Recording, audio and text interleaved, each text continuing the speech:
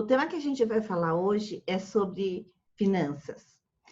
Muitas pessoas me procuram para dar consultoria e a primeira coisa que eles me falam é: Paula, eu não sei quanto eu ganho, nem quanto eu gasto, você pode me ajudar? Isso sem brincadeira, eu acho que mais de 80% das pessoas falam isso para mim. E por isso que eu escolhi esse tema para falar sobre para vocês. Meu nome é Paula Cristine, sou administradora de empresas e há 13 anos eu dou curso de gestão na área de odontologia e presto consultoria para clínicas. Atualmente, eu e minha equipe atendemos atendemos 117 clínicas e a gente já fez mais de 500 projetos, o que me traz bastante bagagem para falar sobre esse assunto.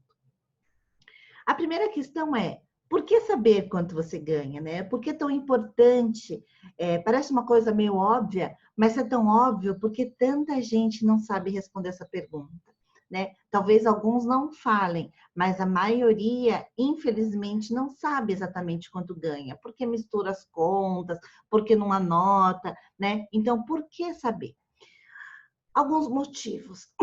O primeiro motivo é: se você não sabe quanto você ganha, você não sabe o quanto você pode gastar.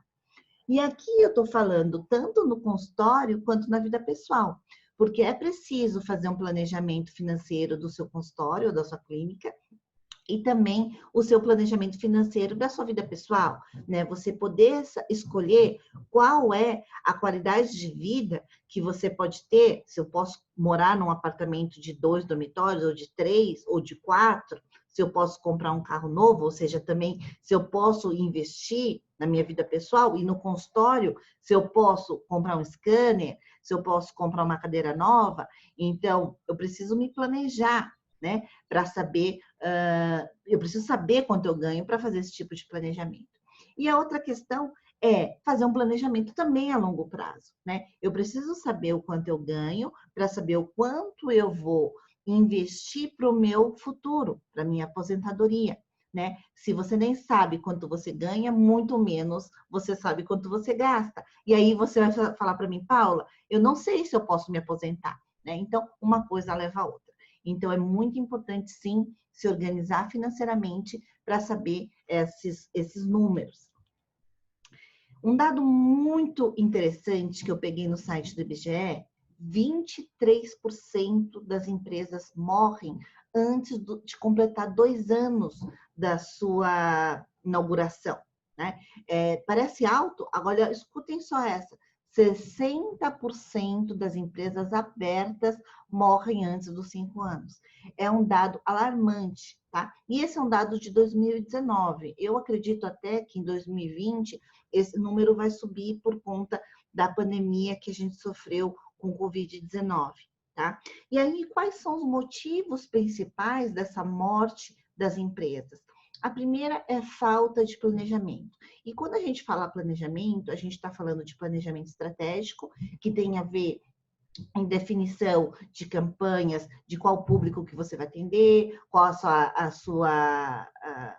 os serviços, os produtos que você vai oferecer, e também passa pelo planejamento financeiro, de ter capital de giro, se você pode investir ou não, da expectativa de quanto tempo você tem para ficar sem nenhum ganho, por exemplo. Então, essa falta de planejamento é a principal causa da morte das empresas. O outro motivo é a mistura das finanças pessoais com as da empresa e, infelizmente, na área de odontologia, muitos dentistas ainda não têm as contas separadas. Então, a primeira dica que eu vou dar para você: se você tem as finanças misturadas da sua vida pessoal com a sua vida profissional, então já agora, a partir de hoje, amanhã, já vai ao banco e abre uma outra conta. Muita gente confunde e fala assim: ah, Paula, mas eu ainda não sou pessoa jurídica, eu sou só pessoa física, eu nem tenho empresa. Mesmo assim, você tem que ter uma conta bancária do seu consultório e uma conta bancária da sua vida pessoal, tá? Porque senão vai ficar muito mais difícil, primeiro, você organizar, administrar e saber efetivamente qual que é o seu ganho, tá? São 2 pessoas: existe você, doutor fulano, e existe o fulano, como pessoa, tá bom? São duas pessoas que você precisa separar na vida financeira, na vida bancária. O outro motivo da causa da morte das empresas é a desorganização e falta de controles. Então, a pessoa nem controla, não sabe quem está devendo, não sabe quem pagou, aí também não pode cobrar, né? Então, essa falta de controle, a desorganização, além do seu cliente ficar inseguro quando você vai cobrar, você também nem cobra, porque você tem medo de você não ter anotado. Então, isso é uma das causas da morte das empresas. A outra é falta de capital de giro. O que é capital de giro? É aquele dinheiro que você tem no caixa, né, que faz você poder, por exemplo, receber parcelado do seu paciente e pagar à vista o teu fornecedor, né? Então, por exemplo, às vezes você vai pagar um protético à vista, mas vai receber parcelado. Ou você vai receber do convênio daqui a um mês, mas você já tem que pagar alguma conta hoje. Esse é o dinheiro que faz girar o seu negócio. Então, esse capital de giro, né, do seu caixa. Você sabe que as empresas, elas muitas vezes não fecham porque não vendem, né? Ou porque não tem cliente, mas principalmente porque não sabe gerar o caixa, tá? Gerir o caixa, ok? E aí, o último, quer dizer, com certeza existem muitos outros motivos, mas eu elenquei aqui os principais. Um dos motivos também é não entregar o que promete. Não adianta nada eu ser muito organizado, eu ter planejamento, mas eu não entregar o que eu prometi. Então, se eu prometi entregar odontologia, eu tenho que entregar odontologia, né? Eu tenho que resolver, em outras palavras, o problema do meu paciente, né? Eu preciso entregar o que ele veio comprar, né? A mesma coisa quando você compra uma camiseta, você quer a camiseta, você comprou, você quer a camiseta. Então, o seu paciente, ele quis um tratamento, ele precisa ter esse tratamento, né? Parece uma coisa óbvia, gente, mas na prestação de serviço, isso às vezes fica um pouco confuso, porque tem algumas questões um pouco subjetivas, né? Não é algo físico que a gente entrega, mas a gente sempre precisa entregar o que a gente prometeu. Na odontologia, até acho que não fecha tantos consultórios, porque o dentista acaba tirando da parte dele, vamos dizer assim, o que ele deveria ganhar como dentista, ele acaba tirando da parte dele, então sobrevive mais tempo, vamos dizer assim, o consultório ou a empresa, tá bom? E aí eu vou entrar nesse outro assunto, que são os papéis do dentista. Então, você como dentista, você tem vários papéis que você exerce. Assim como na sua casa, você pode exercer o papel de pai, o papel de esposo, tem o papel de filho, né? Então, no consultório, você também tem vários papéis, né? Então, existe o papel do dentista mesmo, ou seja, do técnico, né? Que executa ali o procedimento, né? Então, muitas vezes isso é feito por outras pessoas, mas às vezes todos esses papéis é o mesmo profissional, tá? Então, o seu papel como dentista, tem o papel do avaliador, que em clínicas maiores existe uma pessoa que é o avaliador, mas em clínicas menores é o próprio dentista que faz a avaliação. Existe o papel do coordenador clínico, então é aquele que faz o planejamento do tratamento, que distribui o tratamento para o endodontista, para o periodontista, para o cirurgião, né? Ou seja, não deixa aquele paciente perdido, é aquele que coordena todo o tratamento clínico. Pode ser você mesmo ou, como eu disse, em clínicas maiores existe esse papel do coordenador clínico. Existe um papel que poucas pessoas colocam isso na conta, que é o seu papel como proprietário do imóvel. Se o imóvel é seu, né, você precisa colocar esse valor do aluguel que você deveria receber como proprietário lá no custo do seu negócio. Então, uma parte da remuneração que você recebe é o aluguel do seu próprio imóvel. E se você não faz isso, a gente, primeiro, você não está tendo um rendimento com aquele investimento que você fez comprando aquele imóvel, porque se não fosse você, você estaria alugando para outra pessoa. A outra coisa é que se você não coloca isso nos custos do seu negócio, quando a gente vai precificar o teu serviço e entender a margem de contribuição de cada serviço, você não colocou esse valor de aluguel no custo do seu produto, né? No custo da hora clínica, que a gente chama. A aula não é sobre isso, mas a gente, só fazendo um spoiler aqui sobre esse assunto, eu preciso sim colocar o valor de aluguel, mesmo que seja você mesmo, ok? Existe também o papel do gestor, que é aquele que administra o negócio, que cuida das finanças, ou seja, se você também faz esse papel, por exemplo, se são 2 sócios, só um faz esse papel de gestor, ele precisa ter sim uma remuneração como gestor. Ok, vocês dividem isso, esse trabalho administrativo e decidiram que não tem salário por um tempo, ok, então tudo bem. Agora, tem alguns dentistas, por exemplo, que não atendem mais, né, só administra o seu negócio.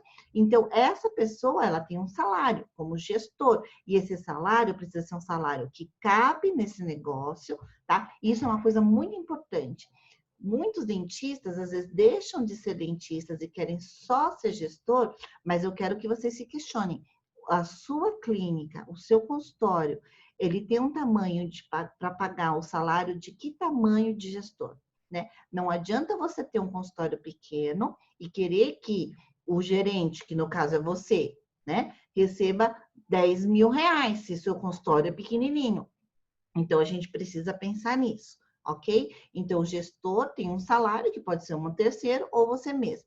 E o papel do investidor. Então, o investidor é quando você tem um consultório, você colocou dinheiro ali, então você comprou cadeira, comprou equipamentos, comprou, enfim, montou tudo ali, tem todo o risco do negócio, contratou funcionário, então o lucro do negócio, então é o pagamento do investidor, né?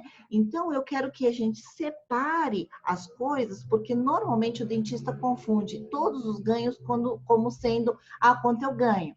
Então existe o seu salário ali, principalmente, tá? Como proprietário do imóvel, não é um salário, mas é o valor do aluguel, o seu valor de salário como prestador de serviço dentista. Se você é gestor, então você tem um salário de gestor.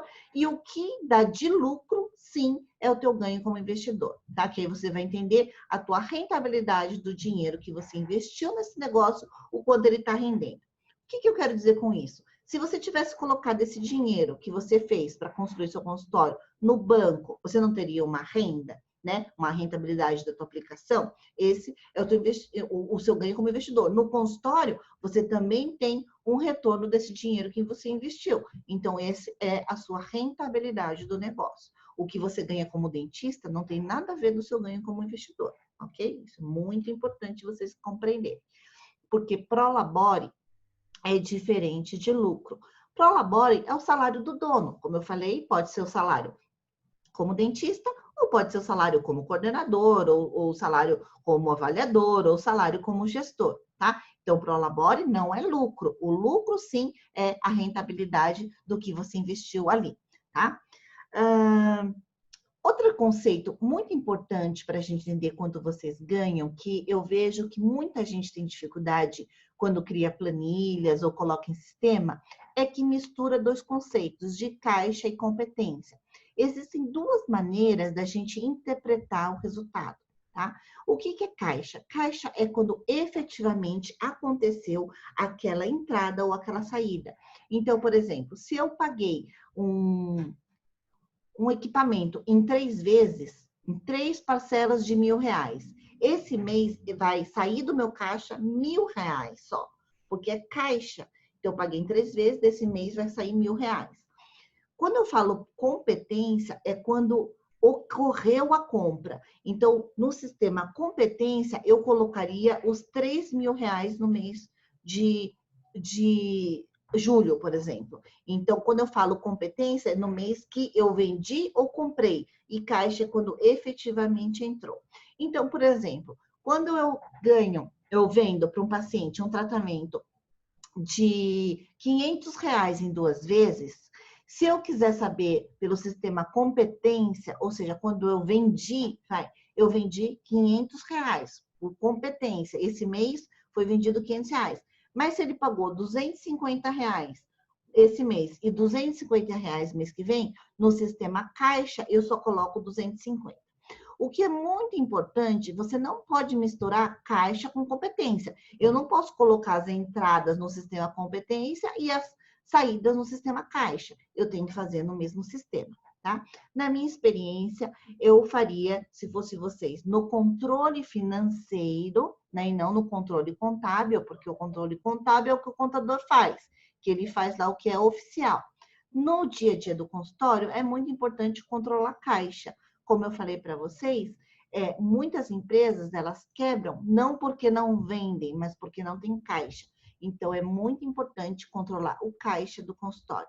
Então, se vocês forem anotar os ganhos do paciente e as saídas, a minha sugestão é anotem no mês que realmente ocorreu a despesa e que ocorreu o crédito, ok? Por exemplo, recebimentos de cartão de crédito. Se você não antecipa o recebimento de cartão de crédito e você vendeu hoje, por exemplo, R$ 500, você vai colocar no caixa do mês que vem, porque demora 30 dias para você receber. Então, se você vendeu hoje, por exemplo, dia 1º de julho, então você vai receber dia 1º de agosto. Então, você coloca para o mês seguinte, tá? Então, isso é o sistema caixa. Esse é um exemplo, então, de cartão de crédito. Da mesma forma, se você gastar no cartão de crédito. Então, se você gastou no cartão de crédito e está controlando caixa, então você comprou hoje, mas você só vai pagar no dia 10 do mês seguinte. Então, você vai colocar no dia da fatura do cartão de crédito a despesa, que é o dia que efetivamente vai sair do caixa esse dinheiro, ok? Então, isso é o sistema caixa. É muito importante, gente, vocês anotarem o controle que vocês forem fazer em um só sistema.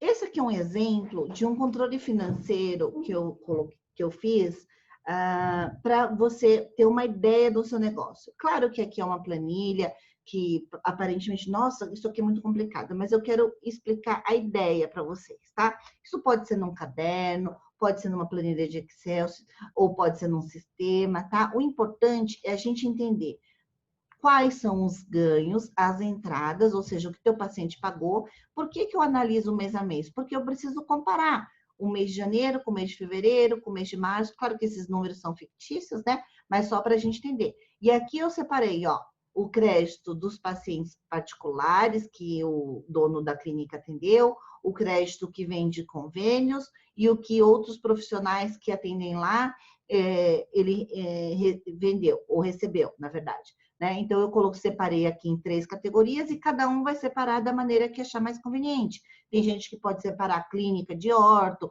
particular de convênio, né? Separar por dentista. Então, aí você vai fazer do que faz mais sentido no seu negócio. Né? Mas o importante que eu quero mostrar é comparar mês a mês para você saber como foi esse mês em relação ao outro, em relação à média, tá bom? E aqui embaixo, em amarelo, eu tenho as minhas despesas separadas por categorias, o que em financeiro a gente chama de plano de contas.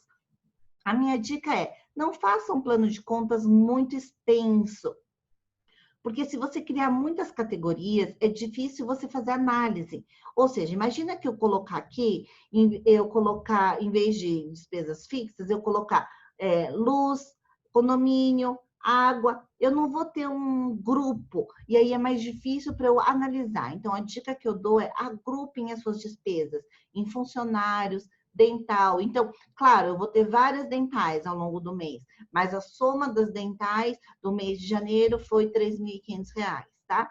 Gastos com cirurgia, por que eu separo cirurgia de dental? Porque é um gasto específico, né? Então, eu tenho aqui o pagamento de implante, de osso, de membrana, são um gasto específico desse procedimento, porque isso vai nos ajudar quando a gente for fazer precificação dos serviços, tá bom? Mais para frente a gente vai falar sobre isso. Então, gasto com marketing, com impostos, assessorias, né? Cursos, manutenção, taxas bancárias, aqui alguns exemplos que normalmente eu faço.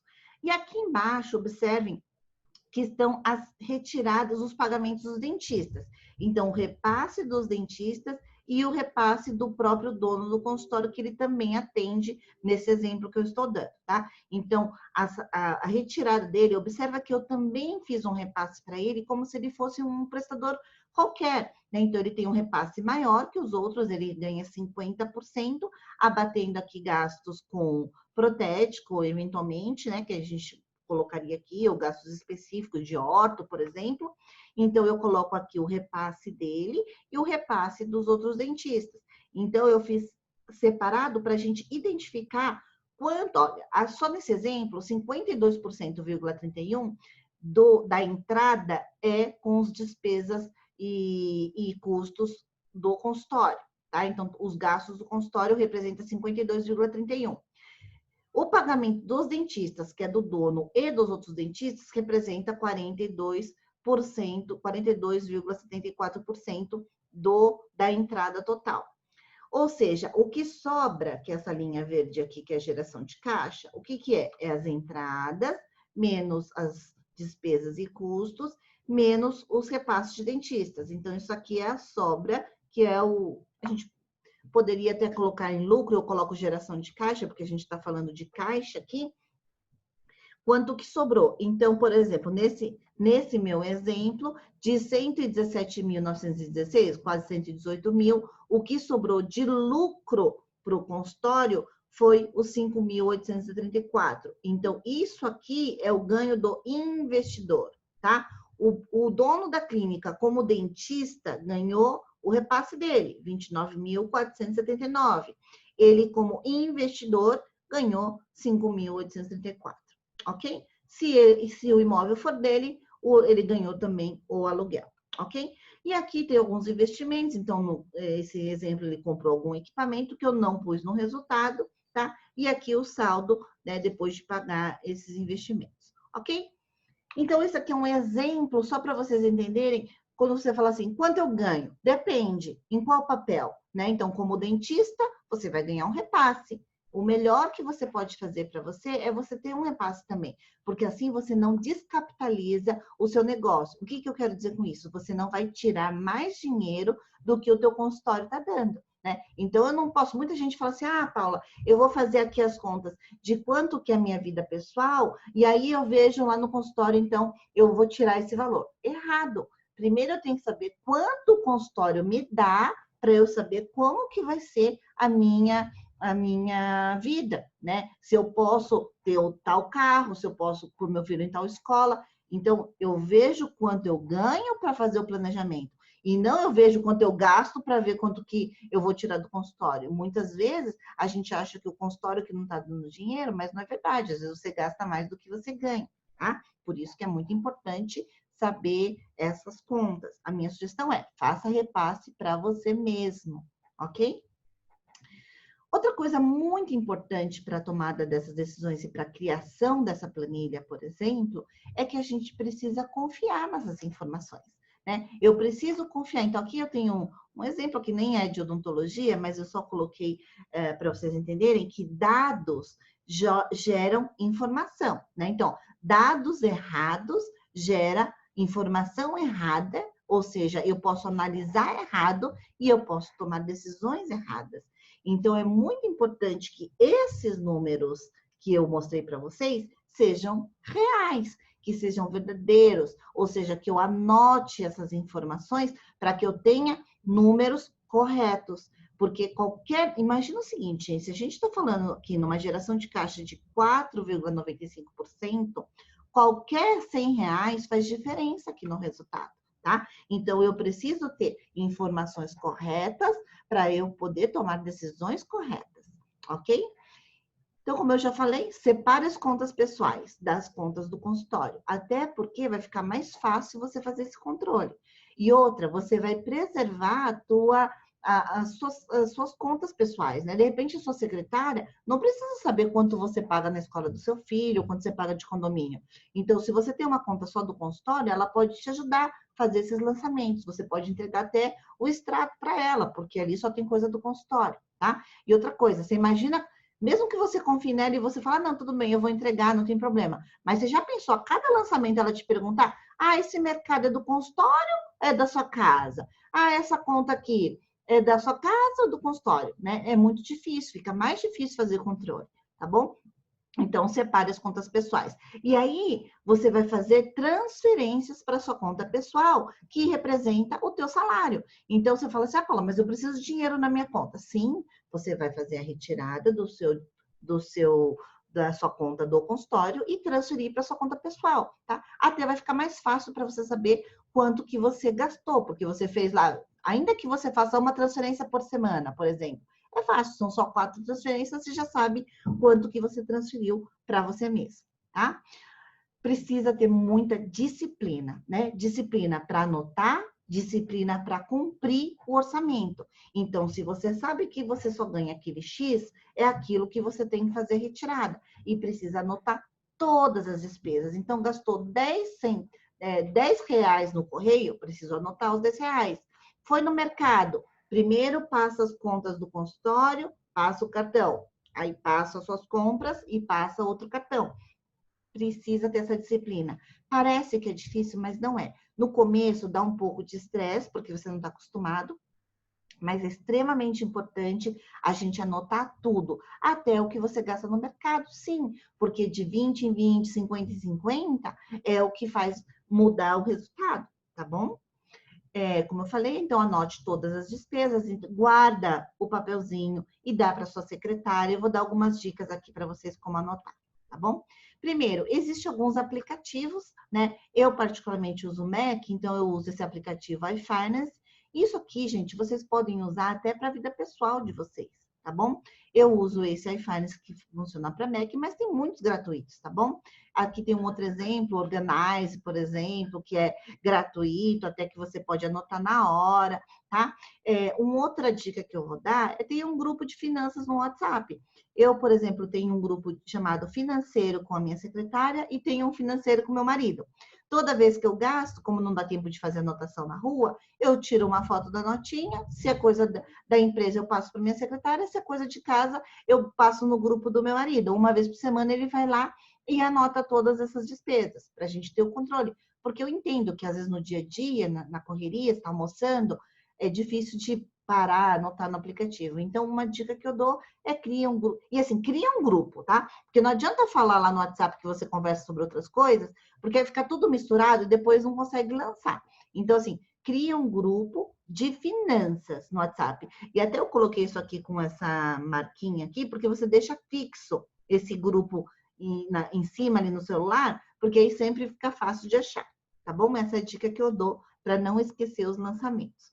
Ou, obviamente, você pode ter um sistema de gestão que, claro, é muito melhor. Eu vou falar na aula sobre controle de processos, de melhoria de processos e gestão da informação, mas um sistema de gestão controla muito melhor as suas entradas, né, dos pacientes, os pagamentos dos pacientes, quem está devendo, mesmo as despesas, né? Então, é muito importante para você ter esses dados corretos.